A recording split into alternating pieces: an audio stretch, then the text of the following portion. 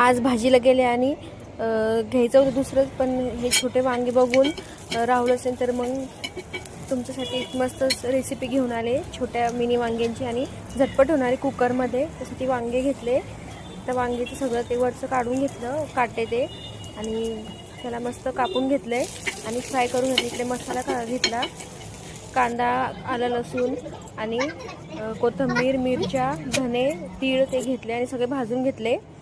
आणि वांगे मस्त कापून घेतले, मधून कट करून घेतले आणि कुकरमध्ये फ्राय करून घ्यायचे पहिले तेलामध्ये. थोड्याशा प्रकारे फ्राय करून आणि मसाला काढून घेतला मिक्सरमध्ये. आणि आता त्याच तेलामध्ये तो मसाला टाकणार आणि त्यासोबतच लाल तिखट, हळद आणि कांदा लसूण मसाला, बाकी काहीच नाही टाकणार, थोडंसं मीठ.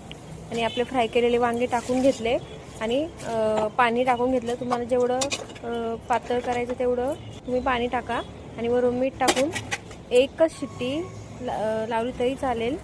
आणि इकडे शिट्टी होतोवर आपलं पीठ मळून घेतलं मस्तपैकी. मी टोपातच पीठ मळते, मग खाली सांडत नाही आणि किचन वाटा खराब पण होत नाही. आणि पीठ मळूस तर इकडं शिट्टी पण होऊन गेली, आपली भाजी पण तयार होऊन गेली. एवढी झटपट भाजी होते ही वांग्याची आणि एकदम झणझणीत होते.